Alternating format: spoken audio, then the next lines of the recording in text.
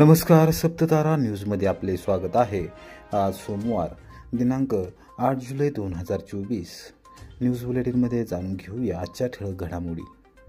गौरवशाली 29 वर्षांची परंपरा असलेल्या श्री केदारेश्वर पंचक्रोशी दिंडी सोहळा मंगळवारी करणार पंढरपूरकडे प्रस्थान। मान्यवरांच्या उपस्थितीमध्ये रथपूजन।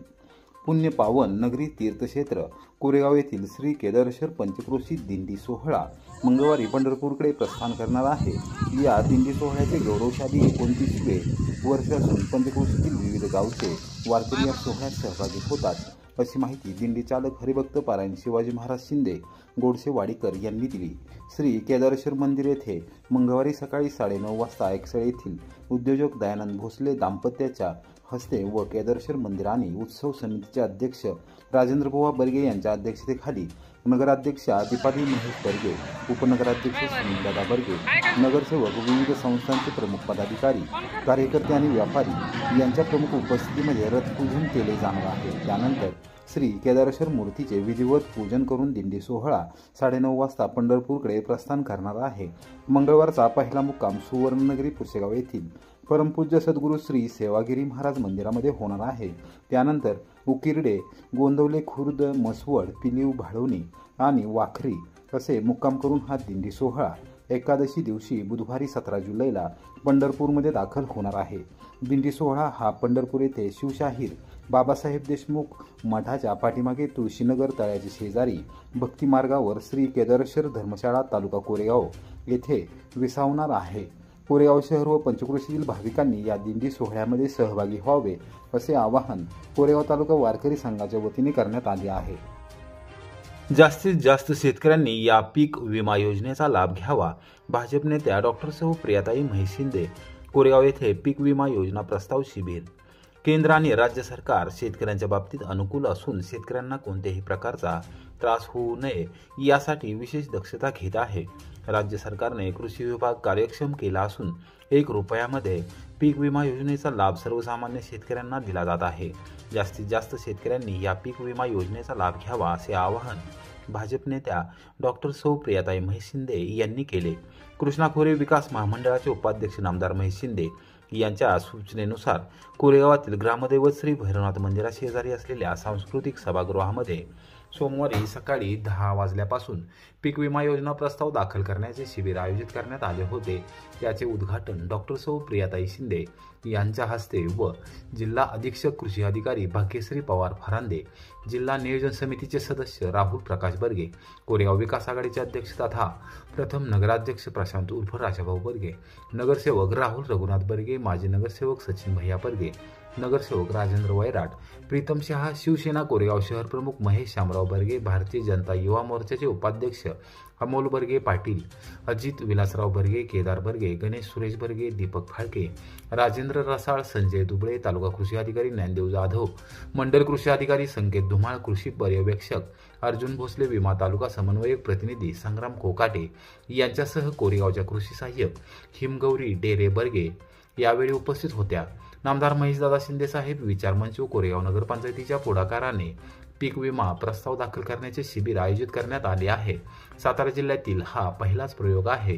नामदार महेश शिंदे हे मतदारसंघातील शेतकऱ्यांबाबत सातत्याने आग्रही असतात।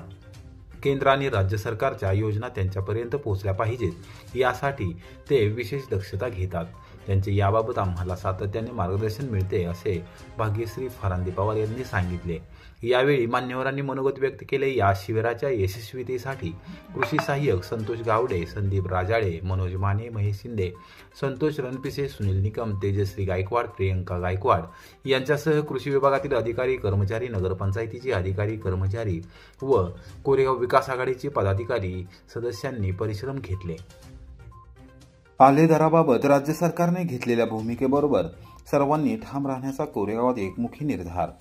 आले उत्पादक शेतकरी, व्यापारी, बाजार समिती व शेतकरी संघटनांची संयुक्त बैठक।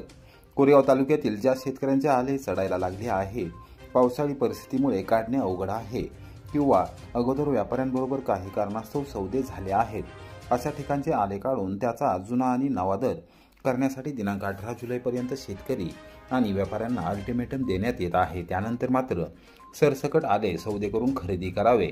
राज्य सरकारने घेतलेल्या निर्णयाचे सर्वांनी पालन करावे असा एकमुखी निर्णय सोमवारी कोरेगावात झालेल्या आले उत्पादक शेतकरी, व्यापारी सहकार खाते आणि कोरेगाव कृषी उत्पन्न बाजार समिती पदाधिकारी संचालक मंडळाच्या बैठकीत घेण्यात आला. दरम्यान स्वाभिमानी शेतकरी संघटनेने आक्रमक भूमिका घेतल्याने व्यापाऱ्यांना देखील आता आपल्या भूमिकेत बदल करावा लागत आहे. कोरेगाव बाजार समिती आवारातील गीताई मंगल कार्यालयात सोमवारी दुपारी 3 वाजता आले उत्पादक शेतकरी, व्यापारी सहकार खाते आणि बाजार समिती यांच्या संयुक्त विद्यमाने महत्त्वपूर्ण बैठक घेण्यात आली. त्यामध्ये आले उत्पादन आणि व्यापार या विषयावर सविस्तर चर्चा करण्यात आली.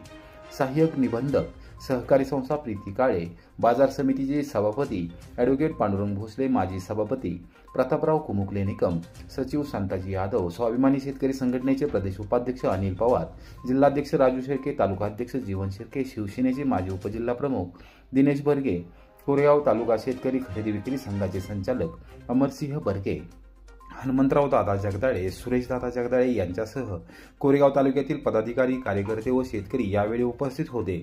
बाजार समितीचे मार्गदर्शक माजी मंत्री आमदार शशिकांत शिंदे यांनी आले उत्पादक शेतकऱ्यांविषयी विधिमंडळाच्या पावसाळी अधिवेशनामध्ये विधान परिषदेत आवाज उठवला आहे. त्यावर सरकारच्या वतीने भूमिका जाहीर करताना पणन मंत्री अब्दुल सत्तार यांनी स्पष्ट केले, कोणत्याही परिस्थितीमध्ये नवीन आणि जुने आले असा भेद चालणार नाही. राज्य सरकारने जुने आणि नवीन आले खरेदीबाबत स्पष्ट निर्देश दिले आहेत. हे निर्देश लेखी स्वरूपात जोपर्यंत शेवटच्या घटकापर्यंत पोहोचत नाहीत तोपर्यंत शेतकऱ्यांना लाभ होणार नाही.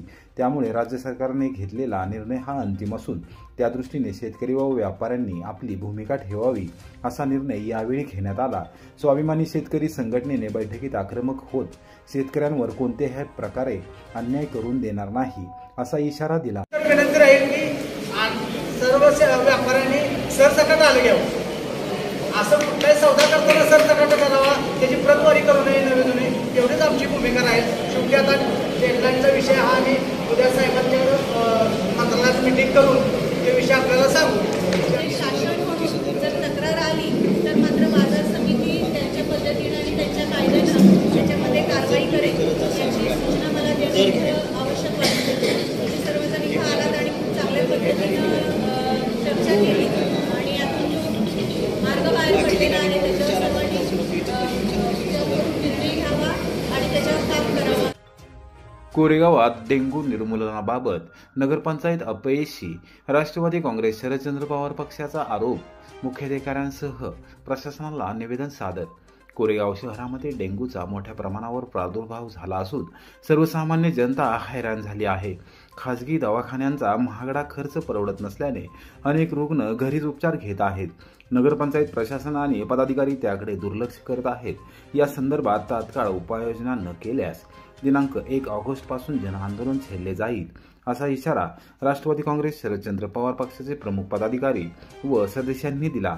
कोरेगाव नगरपंचायत कार्यालयात सोमवारी दुपारी 12:30 वाजता राष्ट्रवादी काँग्रेस शरदचंद्र पवार पक्षाचे नगरसेवक हेमंत बर्गे, प्रीतम बर्गे, गणेश धनावडे यांच्यासह किशोर नानासाहेब बर्गे, डॉक्टर गणेश होळ, श्रीमती प्रतिभाताई बर्गे, अमरसिंह बर्गे, सागर दिलीप बर्गे, संतोष चिंके, दिनेश सनस, सनी शिर्के, विजय विरकर यांच्यासह प्रमुख पदाधिकारी, कार्यकर्ते व नागरिकांनी मुख्याधिकारी विजया घाडगे यांना निवेदन सादर करून शहरातील डेंग्यू निर्मूलनासाठी उपाययोजना न केल्याने धारेवर धरले. यावेळी पदाधिकारी व कार्यकर्ते आक्रमक झाले होते. त्यांनी मुख्याधिकाऱ्यांवर प्रश्नांची सरबत्ती केली. नगरपंचायतीच्या निधीतून फॉगिंग मशीनद्वारे शहरात ठिकठिकाणी जंतुनाशकाची फवारणी केली जात आहे.